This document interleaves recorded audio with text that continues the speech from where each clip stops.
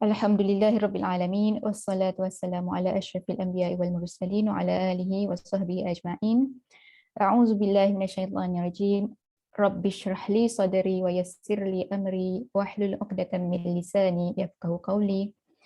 Allahumma anfa'na bima 'allamtana wa 'allimna ma yanfa'una wa zidna 'ilma. Allahumma faqihna fid din. Allahumma amin. Alhamdulillah direzekikan lagi untuk bersama pada sesi kali ini. InsyaAllah kita akan tadabbur ayat doa yang pertama, iaitu daripada surah Al-Fatihah. Satu surah yang kita sering kali baca dalam setiap solat kita, lebih kurang 17 kali sehari. Jadi sewajarnya lah kita memahami apa yang kita minta daripada Allah setiap hari. Jadi memulakan sedikit pengenalan mengenai Al-Fatihah. Al-Fatihah ni dia ada banyak nama. Kalau Al-Fatihah itu sendiri maksudnya adalah pembukaan. Dia juga adalah Ummul Kitab, ibu kepada Alkitab ni, yang memberi kita rumusan kepada keseluruhan Al-Quran itu sendiri. Jadi secara ringkas kita lihat keseluruhan ayat. Surah ini bermula dengan mengenalkan kita tentang siapa Allah. Bismillahirrahmanirrahim. Alhamdulillahirabbil alamin. Arrahmanirrahim. Maliki yaumiddin.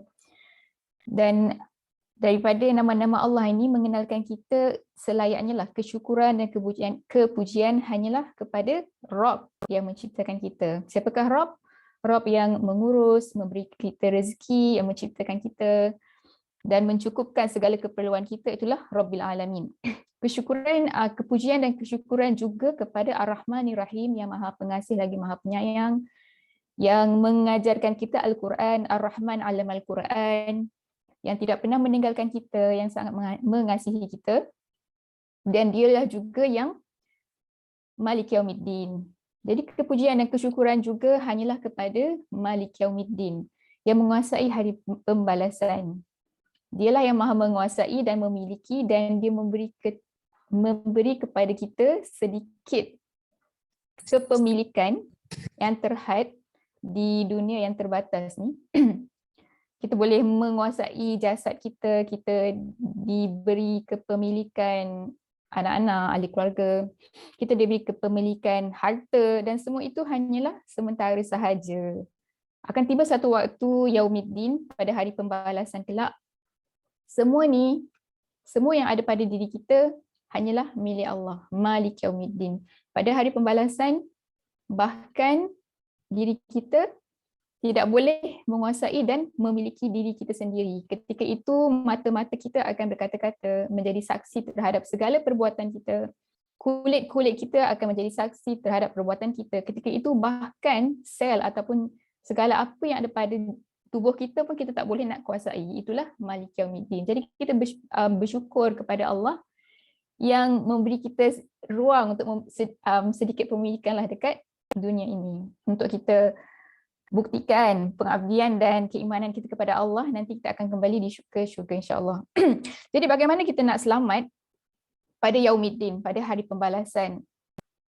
Jawapannya ada pada ayat seterusnya, iaitu iyyaka na'budu wa iyyaka nasta'in. Dengan ma'rifatullah, dengan mengenali siapa Allah dan mengimani Yaumiddin, memang selayaknya seorang manusia itu mengabdikan diri hanyalah kepada Allah. Allah yang telah memberikan dia segala-galanya. Dan kita memohon pertolongan kepada Allah dalam segala apa yang kita lakukan, termasuklah bagaimana untuk mengabdikan diri kepada dia. Wa iyyaka nasta'in. Dan untuk menjadi hamba Allah, kita perlukan jalan petunjuk. Kita perlukan petunjuk dan kita perlukan teladan. Kita perlu tahu apa yang kita patut buat, apa kita tak patut buat. Dan itu ada skrip doa yang Allah sediakan kepada kita dan bahkan diwajibkan untuk kita membacanya pada setiap solat. Kan? Itu menjadi doa yang wajib kita baca dalam solat, iaitu ihdinas siratal mustaqim siratal ladzina an'amta 'alaihim ghairil maghdubi 'alaihim waladdallin. Amin. Jadi secara ringkasannya inilah kan surah Al-Fatihah kita. Dan selepas ini kita akan teruskan dengan melihat secara terperinci tentang ayat 6 dan 7. Ihdinas siratal mustaqim siratal ladzina an'amta 'alaihim ghairil maghdubi alaihim waladdallin. Yang pertama sekali, ihdinas siratal mustaqim. Kita lihat terlebih dahulu kalimah pertama iaitu ihdina. Jadi kalimah ihdina ni dia dari kata akar ha dal ya. Kalau pernah dengar perkataan hidayah, dari kata akar yang samalah. Maksudnya kita memohon, tunjukkanlah kami, hidayahkanlah kepada kami. Dan ada satu perkara yang kita boleh perhatikan kat sini dari segi kata ganti nama yang digunakan adalah plural, iaitu kami.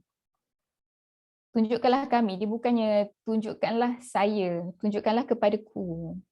Tapi tunjukkanlah kepada kami. Walaupun kita berdiri solat sendiri-sendiri, kita tak boleh tukar kan nama, tak boleh tukar ayat Al-Fatihah ni. Memang kita kena doa juga. Anak-anak memang kita kena doa kepada semua. Tunjukkanlah kami, bukan sekadar saya je yang dapat petunjuk, tapi kita semua dapat petunjuk. Jadi antara hikmah ataupun gems yang kita dapat daripada ayat ini adalah kadang-kadang dalam kehidupan kita seharian kan, kita berinteraksi sesama manusia. Biasalah kadang-kadang ada orang buat kesalahan kepada kita dan mungkin timbul rasa tak suka, marah kepada orang tersebut. Dan apabila kita masuk solat, sebenarnya kita juga mendoakan dia. Kita juga mendoakan dia untuk turut diberikan petunjuk.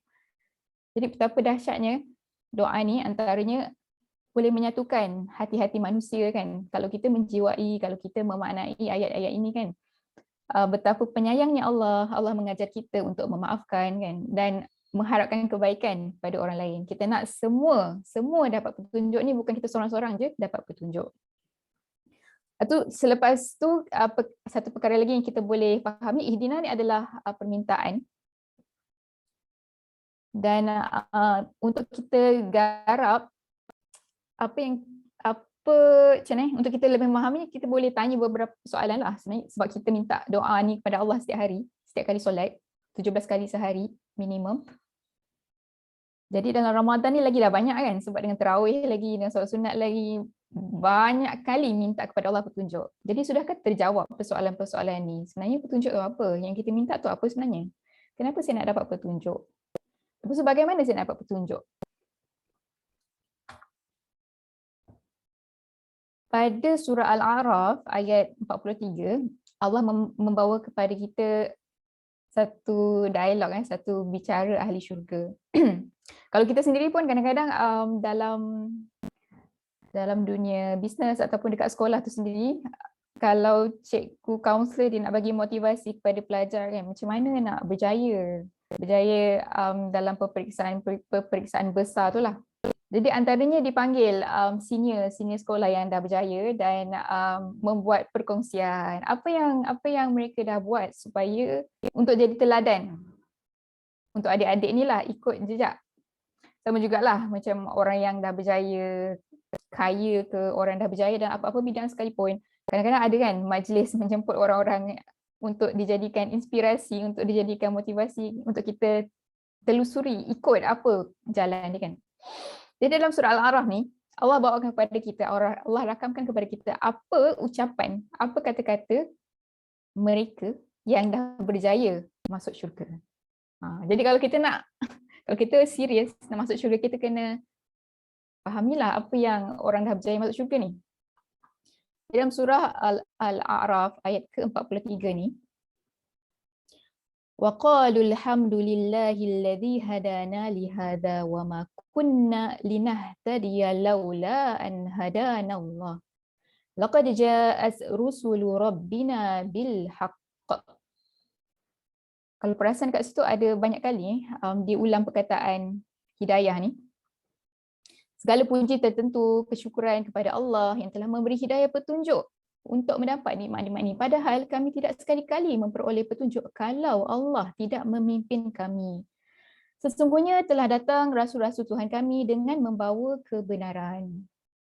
Jadi kat sini kunci masuk syurga, kunci untuk kita berjaya masuk ke syurga. Kat sini kita dapat lihat peribadi ahli syurga yang tawadu, yang penuh kesyukuran kan, mendapat dapat masuk syurga sebab hidayah. Mereka pun tak sombong, tak kata, aku masuk syurga ni sebab aku pandai, aku baik.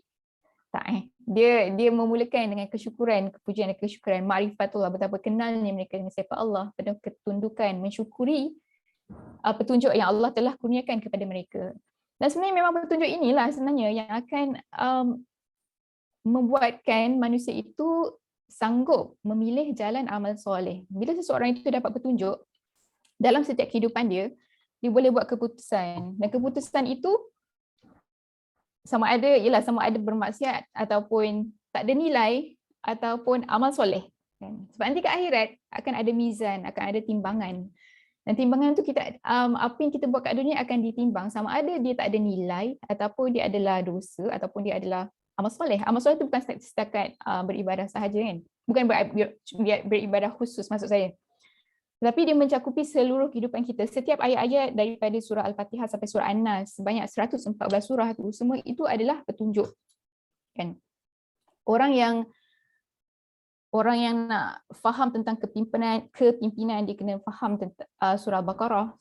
Surah Al-Baqarah tentang tema besar dia antaranya adalah khalifah dan kepimpinan. Orang yang nak memasuki rumah tangga, ada beberapa surah major yang dia kena faham. Surah An-Nisa, surah At-Taghabun, surah At-Tahrim, surah At-Talaq. Dan kalau tentang pendidikan, mungkin surah An-Najmu, surah Al-Alaq, banyak lagi kan. Maknanya setiap apa yang Allah suruhkan kepada setiap petunjuk yang ada tu, bila kita tahu, kita boleh bertindak kan. Dan itulah yang akan memberatkan amal soleh dan akhirnya bawa kepada syurga. Jadi persoalannya mana petunjuk tu? Dekat je dengan surah Al-Fatihah, sebelah tu Allah dah jawab dah. Dalam surah Al-Fatihah, Allah suruh kita berdoa, minta petunjuk. Dan pada ayat surah sebelahnya Allah dah jawab dah kat mana petunjuk tu kan. Dzalikal kitabul la raiba fihi hudal lil muttaqin. Jadi petunjuk tu ada dalam Alkitab. Dan Alkitab tu adalah petunjuk bagi orang yang bertakwa. Jadi dua persoalan terjawab kat sini. Yang pertama, apakah petunjuk itu? Dekat mana petunjuk itu? Petunjuk itu ada dalam Alkitab. Dan bagaimana saya nak dapat petunjuk? Cara saya nak dapat petunjuk adalah dengan bertakwa. Lepas tu ada huraian lagi, macam mana nak jadi bertakwa pula? Bertakwa tu yang tu topik lain lah. Boleh antara dalil untuk jadi orang bertakwa dalam ayat inilah. Kan? Jadi dalam Al-Baqarah ayat 1-5 ni, ada 2 kali Allah ulang tentang petunjuk. Pertama Allah kata hudalil muttaqin, dan yang pada ayat 5 ni ulaika ala hudam mir rabbihim wa ulaika humul muflihun. Jadi muflih, definisi kejayaan. Kita mungkin ada definisi kejayaan kita tersendiri, dan definisi kejayaan di sisi Allah adalah ini. Itu orang yang mendapat petunjuk. Orang yang dapat petunjuk, orang yang bertakwa kan. Dan mereka ni lah akan jadi ahli syurga nanti. Okay. Jadi sebelum meneruskan, saya nak bawa satu apa ni? Satu cerita, satu kisah. Untuk kita kaitkan jugalah dengan topik kita ni. Ini kisah Ali yang lapar. Ada seorang budak ni. Dia suka main dekat luar lah. So pagi tu dia main kat luar. Selepas main dengan kawan-kawan dia kan dah penat. Dia pun baliklah rumah. Jadi bila balik rumah tu, dia lapar. Dia tanya mak nak makan lah, lapar. Jadi mak dia pun jawab, tu ada makanan atas meja, makanlah. Jadi Ali ni pun tengok makanan tu. Dia tak makan. Tapi dia terus keluar. Dia sama main. Dia main sampai penat. Dah penat dia balik rumah. Dia panggil mak dia. Mak nak makan, lapar. Lepas tu mak dia pun jawab, kan mak dah kata tadi ada makanan atas meja, makanlah. Lepas tu Ali pun tengok makanan tu. Lepas tu dia keluar balik. Dia sama main. Main. Nanti beberapa lama lepas tu, dia pun balik rumah. Dia tanya lagi mak dia. Mak nak makanlah, lapar. Lepas tu mak dia pun cakap benda yang sama lah. Dari tadi mak dah cakap, ada makanan atas meja tu, kenapa tak makan? Lepas tu Ali pun tengok makanan tu. Lepas tu dia tak makan juga. Lepas tu dia keluar balik. Okay. Kita break sekejap ke cerita tu. So nak tanya kat sini, kalau benda ni berlaku lah ataupun kita renungkan kisah ini, apa pendapat tuan-tuan dan puan-puan sekalian terhadap budak bernama Ali ini? Kalau boleh kongsikan dekat ruang chat. Apa agaknya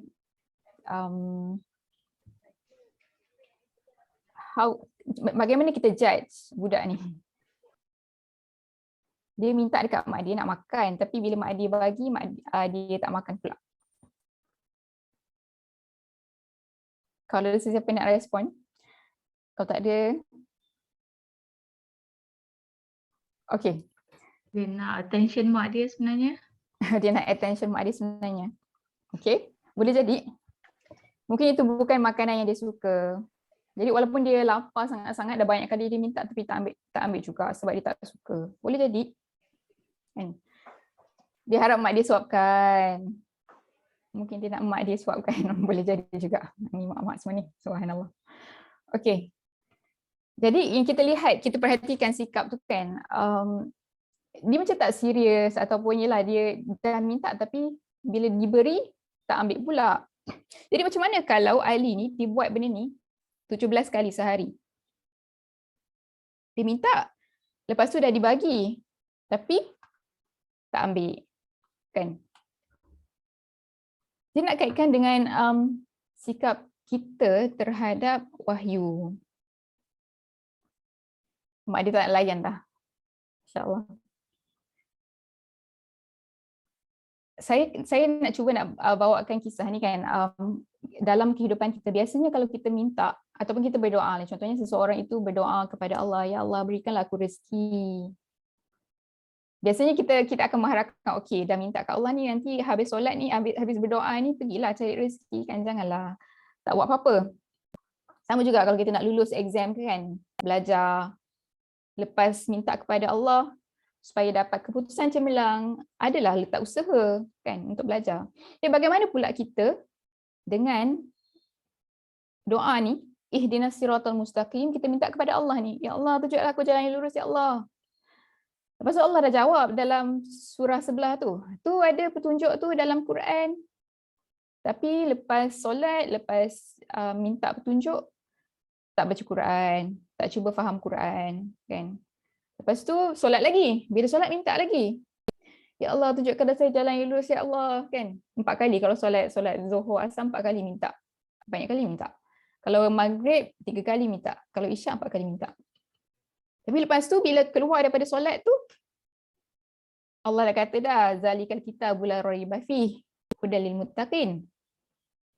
Ada tu petunjuk dalam Alkitab. Tapi tak juga buka Quran, tak juga cuba fahami. Lepas tu minta lagi. Jadi kita lihat ni kalau ini berlaku, bagaimana doa tu nak termakbul? Sebab kita tak memenuhi syaratnya kan. Perlu ada usaha. Bila kita meminta, perlulah ada usaha, dan hidayah tu dah turun dah pun. Bukannya tak dapat lagi hidayah tu, hidayah petunjuk tu dah ada. Tetapi sikap kita yang akan menentukan sama ada kita membenarkan doa yang kita lafazkan setiap kali solat. Jadi sebenarnya solat dan Quran tu dua perkara yang tak terpisah. Dalam solat kita meminta petunjuk, dan di luar solat seharusnya kita usaha memahami Al-Quran supaya boleh diamalkan dalam kehidupan. Okey. Jadi apa yang berlaku jika saya tak dapat petunjuk atau tak faham Quran di dunia? Kalau ini adalah doa yang kerap kali kita ulang, apa jadi kalau saya dapat petunjuk, tak dapat petunjuk? Jadi saya nak tanya, apakah ini satu fenomena dekat akhirat? Sudahkah kita tahu apakah satu soalan yang kerap kali ditanya di setiap checkpoint ke akhirat? Banyak checkpoint ke akhirat tu, banyak checkpoint. Agak-agak apa soalan yang banyak ditanya nanti? Kita akan tengok. Kalau ataupun ada siapa yang nak try, agak-agak apakah soalan yang kerap kali ditanya ke akhirat nanti? Allah dah bongkarkan, Allah dah soalan bocor lah, dalam Al-Quran ada. Jadi kalau kita pernah cuba tadabbur Quran, mungkin kita pernah lalu beberapa ayat-ayat ni, kita akan perasan, berapa kali kena ulang soalan ni? Okey, so kita tengok kat sini mungkin ada beberapa contoh ayat-ayat yang kita boleh perhatikan. Jadi soalan yang kerap kali diulang dekat akhir nanti adalah, tak sampai ke ayat-ayatku kepadamu?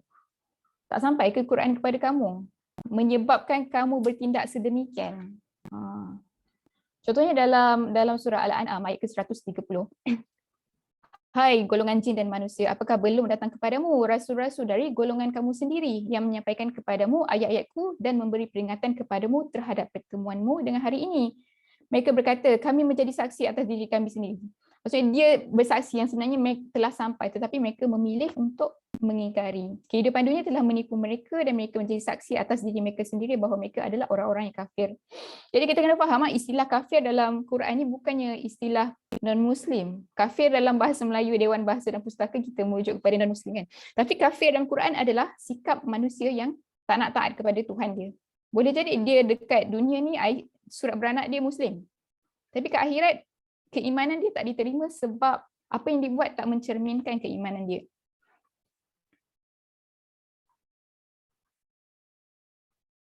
Hidayah perlu dicari, ya hidayah perlu diusahakan.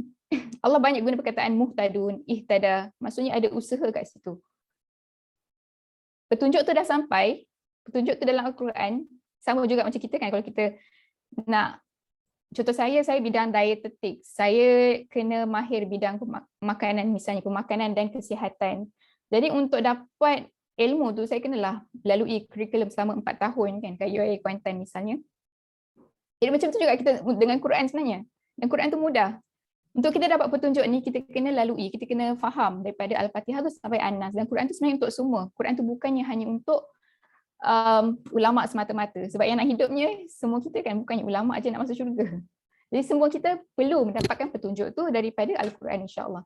Jadi kalau daripada ayat ni, kalau pada zaman Rasul dulu, manifestasi tindakan adalah bila Rasul nak ajar Quran, Rasulullah SAW nak ajar Quran, orang ketika itu ada yang memilih tak nak dengar lah, tak nak hadir lah, itu sikap mereka. Tapi kalau untuk zaman kita, kita boleh perhatikan orang yang bila ada ustaz-ustaz, asatizah kan, yang nak datang ajar Quran, tapi dia tak nak peduli kan.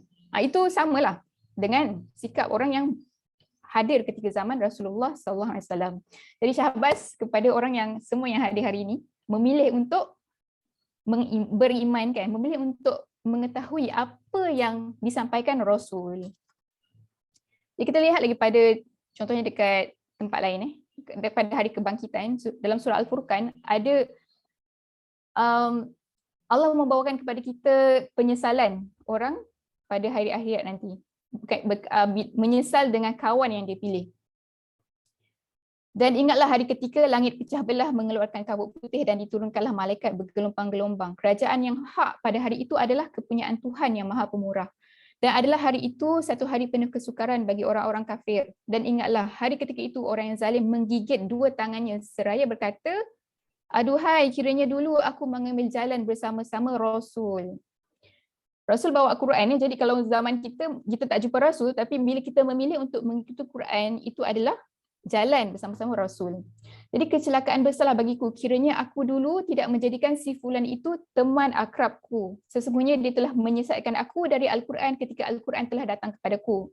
Dan adalah syaitan itu tidak mahu menolong manusia. Berkatalah Rasul, ya Tuhanku, sesungguhnya kaumku menjadikan Al-Quran itu sesuatu yang tidak diacuhkan.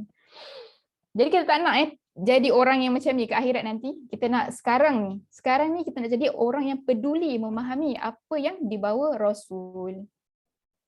Kita tengok lagi pada timbangan mizan. Ini biasa kalau siapa yang baca surah Kahfi setiap Jumaat kan. Katakanlah, apakah akan kami beritahukan kepadamu tentang orang-orang yang paling rugi perbuatannya, iaitu orang-orang yang telah sia-sia perbuatannya dalam kehidupan dunia ini, sedangkan mereka menyangka bahawa mereka berbuat sebaik-baiknya. Mereka itulah orang-orang yang telah kufur terhadap ayat-ayat Tuhan mereka dan kufur terhadap perjumpaan dengan dia. Maka hapuslah amalan-amalan mereka dan kami tidak mengadakan suatu penilaian bagi amalan mereka pada hari kiamat. Ini satu gambaran yang menakutkan. Contohnya kat dunia kita dah berusaha jadi sebaik mungkin, tetapi piawai yang digunakan adalah logik akal. Kalau saya nak jadi suami yang baik, kalau saya nak jadi isteri yang baik, kalau saya nak jadi anak yang baik, jiran yang baik, pekerja yang baik kan, benda tu boleh jadi dipandu selain Quran, boleh jadi dipandu dengan Quran lah kan. Jadi ada orang yang apabila dia jauh daripada ayat Al-Quran, dia tak ambil peduli untuk memahami kandungan Al-Quran, cara fikir dia adalah berdasarkan apa yang dia dapat tu lah. Dan berisiko seandainya dia merasakan, oh yang ni lah definisi kejayaan kan. Ataupun saya ambil contoh, apa ya? Contohnya seorang ibu yang belum berkesempatan misalnya untuk memahami surah Maryam, dia tak tahu yang untuk menceritakan kepada anak kisah-kisah dalam Quran, contohnya kisah Nabi Ibrahim, kisah Maryam, kisah Nabi Musa. Bila dia menceritakan kisah-kisah tu kepada anak-anak dia, itu adalah amal soleh. Dan bila dia buat tu dalam rangka, oh saya buat ni sebab ni perintah Allah. Sebab dalam surah Maryam banyak kali diulangkan. Ceritakanlah apa yang ada dalam kitab. Dan surah Maryam tu sendiri tentang pewarisan agama kepada anak-anak. Jadi bila seorang ibu, bila dia tak ada panduan tu, dia tak tahu apa yang sepatutnya dia buat. Apa kewajipan yang dia kena buat. Jadi itu menyebabkan amal soleh ringan. Kita nak amal soleh berat kan? Ke akhirat nanti kita nak amal soleh berat. Jadi untuk dapat amal soleh berat tu kita kena tahu apa definisi amal soleh tu sendiri. Yang terkandung dalam keseluruhan surah lah, dalam Al-Quran tu sendiri. Jadi rugi kalau kita mengingkari, kalau orang yang memilih untuk mengkufri ayat Tuhan dengan tak peduli apa yang Allah cakap, tak nak tahu apa yang Allah cakap. Jadi apa tindakan yang dibuat khawatir tak ada nilai. Sebab takut-takut Allah tak suruh pun buat benda ni. Ni yang Allah suruh ni tak buat pula sebab tak tahu. Jadi bahaya kat situ. Jadi ada contoh yang lain dekat pintu neraka. Ni soalan lagi kan. Apakah belum pernah datang kepadamu rasul-rasul di antaramu yang membacakan kepadamu ayat-ayat Tuhanmu dan memperingatkan kepadamu akan pertemuan dengan hari ini. Jadi kita tengok laju sikit ketika dicampakkan ke dalam neraka. Kalau kita tengok ni banyak tempat kalau kita telusuri banyak-banyak surah dalam Quran ni. Kena tanya lagi, dah nak kena ketika dicampak tadi kat pintu neraka. Ni ketika nak campak kita tanya lagi. Apakah belum pernah datang kepadamu di dunia seorang pemberi peringatan? Kan? Dan yang terakhir sedang dibakar di dalam neraka. Ni lagi takutlah sebab yang ni Allah sendiri yang cakap. Bayangkan dekat dunia Allah nak bercakap dengan kita. Quran tu adalah kata-kata Allah kepada kita. Bagaimana sikap kita terhadap kata-kata Allah kan? Adakah kita nak biar Allah cakap seorang-seorang kan? Tak kisah apa yang Allah cakap, tak nak tahu apa yang Allah cakap. Jadi siapa yang memilih tak nak dengar, tak nak tahu apa yang Allah cakap ketika di dunia menyebabkan tindakan dia tidak menzahirkan pengabdian kepada Tuhan. Sebab pengabdian tu sangat terkait dengan ketaatan kepada kata-kata Tuhan. Kata-kata Allah Subhanahu Wa Taala kan. Jadi nanti ke akhirat, disebabkan kat dunia ni dia buat je apa yang dia suka, sebab dia tak tahu apa yang Allah cakap, dia tak kisah nak tahu apa yang Allah cakap. Menyebabkan dia dicampak ke dalam neraka kan. Dan ketika itu ditanyakan, bukankah ayat-ayatku telah dibacakan kepadamu sekalian, tetapi kamu selalu mendustakannya? Mereka berkata, ya Tuhan kami telah dikuasai oleh kejahatan kami dan adalah kami orang-orang yang sesat. Ya Tuhan kami, keluarkanlah kami daripadanya dan kembalikanlah kami ke dunia. Maka jika kami kembali, sesungguhnya kami juga kepada kekafiran, sesungguhnya kami adalah orang-orang yang zalim. Allah berfirman, tinggallah dengan hina di dalamnya dan janganlah kamu berbicara dengan aku. Menakutkan ayat ni. Dia bayangkan Allah yang maha mengasihani kita, yang sangat memberi kita segala-galanya kat dunia, dan apabila ke akhirat nanti dah tak nak cakap dengan kita. Kau jangan cakap dengan aku. Yang ni untuk kita fahami betapa urgentnya to the extent doa meminta petunjuk itu adalah doa, skrip doa yang Allah dah skripkan kepada kita 17 kali at least sehari. Betapa seriusnya untuk hidup dapat petunjuk. Sebab dia akan mengakibatkan banyak akibat-akibat yang buruk kan. Dan apa yang kita minta, ihdinas siratal mustaqim. Kita minta kepada Allah jalan yang lurus. Apakah jalan yang lurus itu? Saya kena laju sikit ni. Dalam surah Al-Imran Allah mengajarkan kepada kita pengabdian kepada Allah itulah jalan yang lurus. Kita boleh mengabdi kepada hawa nafsu kita boleh mengabdi kepada manusia yang kita yakini ataupun manusia yang kita rasa kita bergantung kepada dia kan. Tapi Allah mengajar kita yang iyyaka na'budu. Hanya kepada Allah kita mengabdikan diri. Dan apabila kita memilih untuk mengabdi hanya kepada Allah, itulah jalan yang lurus. Dan jalan yang lurus ni ada dalam Al-Quran. Bila seseorang itu memilih untuk memahami Al-Quran, itulah jalan yang lurus. Cabarannya, bila dah dekat jalan yang lurus, ada lagi makhluk-makhluk yang lain kan. Ada syaitan, ada iblis. Jadi ada manusia ni, dia tak dapat knowledge, dia mungkin dalam kesesatan lah, dia tak berada kat jalan yang lurus. Tapi orang yang dah ada kat jalan lurus pun, akan ada syaitan yang datang dari depan, kanan, kiri, belakang untuk halang dia terus jalan. Jadi macam mana? Bagaimana kita nak hadapi kes ni? Dah tahu, contohnya dah tahu riba tu tak boleh. Tapi ada je kata, tapi kalau nak buat perniagaan boleh misalnya. Kan? Buka ruang untuk membenarkan riba tu misalnya. Walaupun dah tahu kebenaran kan. Contohnya dah tahu mengumpat tu tak boleh. Tetapi ada je rational, datang rational ataupun kata-kata, oh tapi untuk kes ni tak apa. Contohnya lah kan. Jadi walaupun sudah berada kat jalan yang lurus misalnya, dah belajar Quran, dah tahu apa kebenaran, tetap ada halangan, tetap ada ujian kat situ. Jadi bila benda ni berlaku,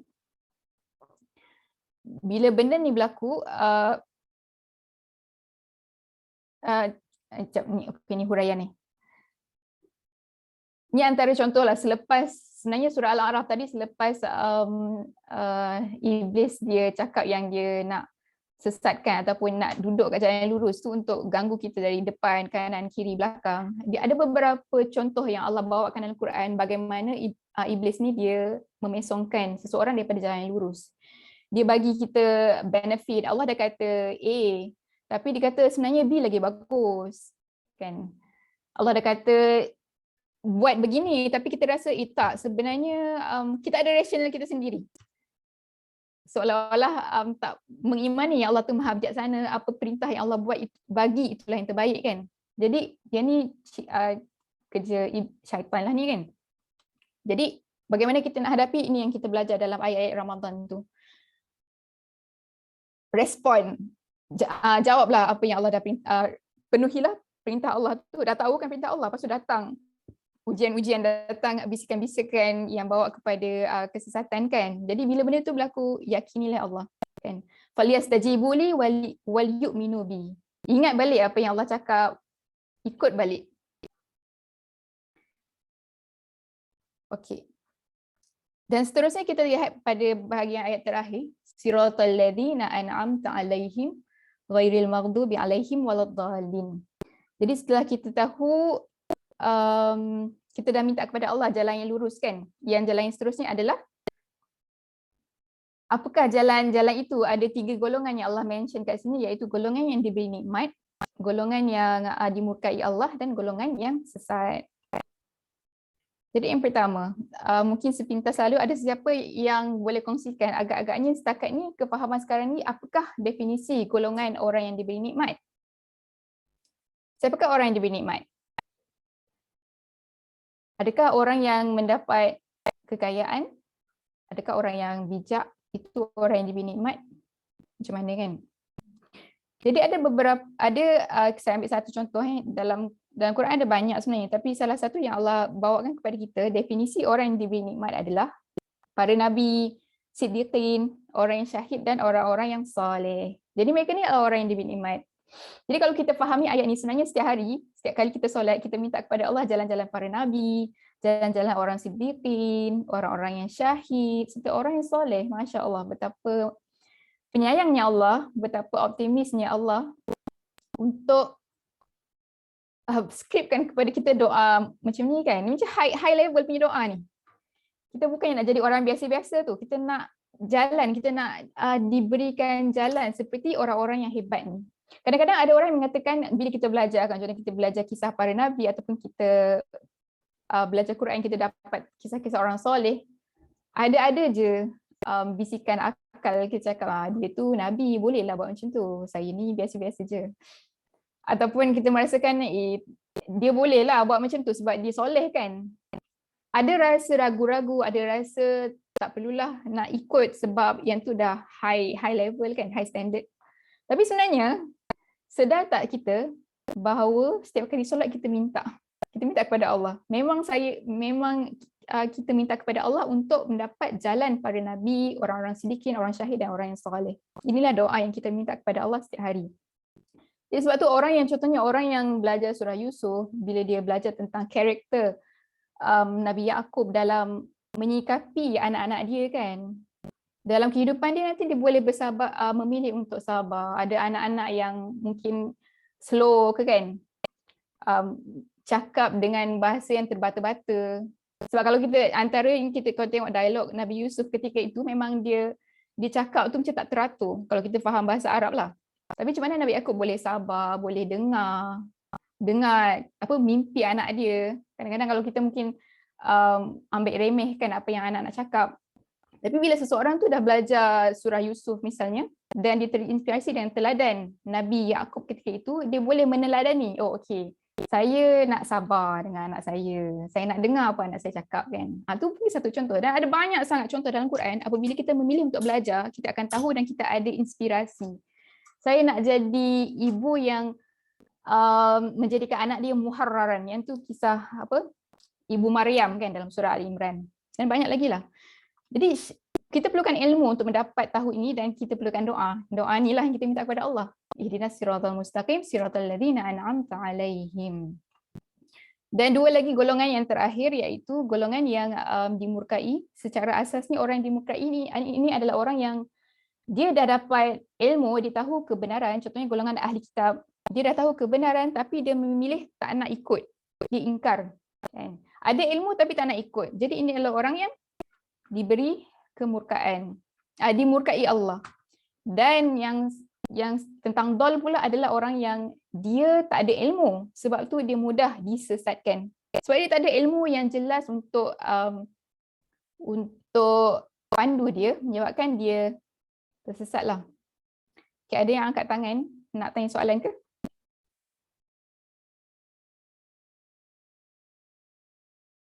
Tak ada. Okay, saya teruskan sikit lagi. Dan terakhir tentang waladhdallin. Dalam Al-Quran ada beberapa yang Allah sebut tentang siapa kalau orang yang sesat ni. Secara asasnya orang yang sesat ni orang yang tak ada ilmu, dan syaitan akan menyesatkan kan. Orang yang tak ada ilmu ni mudah disesatkan sebab dia tak ada ilmu untuk memandunya. Dan satu lagi adalah hawa nafsu. Apabila hawa nafsu tu tak terkawal, itu pun boleh menyesatkan diri dia. Jadi sebenarnya hawa nafsu ni satu benda yang neutral sebenarnya. Maksudnya kita tak boleh nak kata hawa nafsu tu salah ke, macam nak kata. Bagaimana kita menyikapi, bagaimana kita mengemudi nafsu itu akan menentukan sama ada nafsu tu dia terkawal ataupun tidak kan. Jadi perkara ni yang memerlukan kepada petunjuk wahyu. Bagaimana kita nak mengemudi nafsu itu sendiri. Jadi secara ringkasannya, kalau kita lihat keseluruhan ataupun khusus pada dua ayat terakhir surah Al-Fatihah ni kan, ihdinas siratal mustaqim siratal ladzina an'amta alaihim ghairil maghdubi alaihim waladdallin. Setelah kita memahami apa yang kita minta kepada Allah, setelah kita merasai betapa seriusnya, betapa crucialnya petunjuk Allah untuk kita hidup, kita kena faham gandingan solat dengan Quran. Bagaimana dalam solat itu adalah ruang untuk kita meminta petunjuk kepada Allah kan. Kita iyyaka nasta'in, kita mohon pertolongan kepada Allah untuk menjadi hamba-Nya kan. Kita minta kepada Allah, kalau bila kita dapat petunjuk lebih mudah kita akan dapat jadi hamba-Nya, dan petunjuk tu ada dalam Alkitab. Setelah kita minta petunjuk tu, keluar daripada solat kenalah usaha faham Quran. Jadi kehidupan kita sebenarnya berputar antara ini, sama ada solat ataupun Quran. Quran tu sama ada kita belajar Quran ataupun kita mengamalkan kandungan Quran. Jadi orang yang dah pernah belajar, contohnya orang yang dah pernah belajar surah Az-Zariyat, dia boleh apply prinsip-prinsip ekonomi, prinsip-prinsip keuangan kan, sebab Az-Zariyat tu tentang rezeki misalnya. Dan bila contohnya kalau dia dah pernah belajar surah Asy-Syu'ara, dia boleh apply dalam macam mana interaksi dia dalam media, sebab Asy-Syu'ara tu bagi panduan macam mana kita nak mengurus media, macam mana media yang menyampaikan informasi sepatutnya apa panduan. Jadi bila dalam solat kita minta petunjuk kepada Allah, dan di luar solat kita beramal soleh, kita mengamalkan apa petunjuk yang kita dah dapat tu. Jadi perlukan usaha untuk belajar Quran. Jadi dari segi perintah belajar Quran tu ada dua jugalah. Ada ketikanya Allah menyuruh kita untuk belajar daripada orang yang tahu, kita attend kelas, dan pada ketika yang lain, contohnya dalam surah Al-Muzammil, Allah perintahkan kepada kita untuk belajar sendiri. Sebab setiap kita kan ada jalan hidup lain-lain, roles, life roles yang berbeza. Jadi takkanlah kita setiap nak tanya ustaz kan, apa yang saya kena buat sekarang kan. Ustaz pun tak larat nak jawab semua orang. Jadi memang kita kena ambil tanggungjawab, jalani hidup kita dengan petunjuk. Waktu siang misalnya kita boleh attend kelas dengan guru, pewaris para nabi kan, yang menyampaikan risalah. Kita belajar apa yang Allah sampaikan, dan ketika malam kita telusurilah macam mana nak kaitkan, macam mana nak bumikan petunjuk yang kita dah belajar daripada Quran itu dalam kehidupan personal kita. Jadi mungkin sekadar tu dulu. Wallahu alam. Saya serahkan balik kepada MC. Okay, baik. Terima kasih Sister Ayat. Sebelum kita tutup, kita raikan ada satu soalan ni. Soalan dia berbunyi, bagaimana meraih hudan daripada Al-Quran di masa-masa kecederaan? Warga emas, pesakit kronik, ada insting the time is coming. Atau sesalan yang terlambat, ibrah dari kisah Fir'aun yang bertaubat di hujung nyawa. Mungkin Sister Ayat boleh jawab. Masya Allah, kita mengenali Allah tu Ar-Rahman Ar-Rahim, itu Maha Penyayang kan. Dan saya sebenarnya sejujurnya saya tak boleh nak bagi jawapan definite jugalah untuk soalan ni. Cuma saya percaya satu, kita mohon kepada Allah untuk bagi panduan kepada kita apa yang paling prioriti untuk diketahui kan. Status saya sekarang ni, saya bukanlah tahu keseluruhan Quran, tapi jadi untuk saya bagi jawapan untuk ni saya pun tak pasti sebenarnya. Tapi kat sini cuma saya nak guide, yang pentingnya adalah kita, pihak tersebut dia dekat dengan Allah, dia minta kepada Allah kan, minta Allah tunjukkan kepada dia apakah prioriti petunjuk yang dia kena tahu kan. Dan sebenarnya dia ada satu kajian tematik Quran juga sebenarnya tentang persiapan menuju Allah kan. Antaranya adalah untuk identify apa amanah yang kita tak buat lagi, apa perintah Allah yang kita tak buat lagi. Sebab setiap kita tanggungjawab kita berbeza, dan kita akan dipertanggungjawabkan terhadap apa yang kita dah dipertanggungjawabkan. So ilmu untuk tahu apa tanggungjawab itu sangat penting. Sebab kalau kita tak sempat buat, kita boleh bertaubat kepada Allah, kita minta mohon ampun kepada Allah kan, untuk kita mohon kepada Allah lah kan. Dan kita manfaatkan berbaki yang ada lah, basically tentang infak, apa yang kita boleh bagi kan, apa contribution amal soleh yang kita boleh buat. Dan kalau nak jawapan secara spesifik, rasanya kena tanya ustaz kot. Wallahu alam.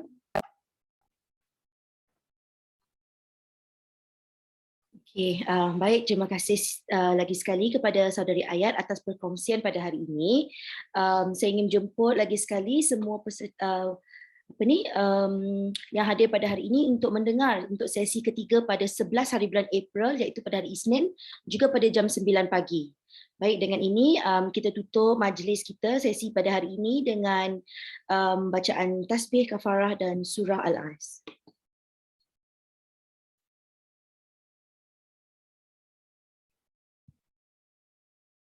Assalamualaikum, terima kasih semua. Waalaikumsalam warahmatullahi. Assalamualaikum warahmatullahi wabarakatuh.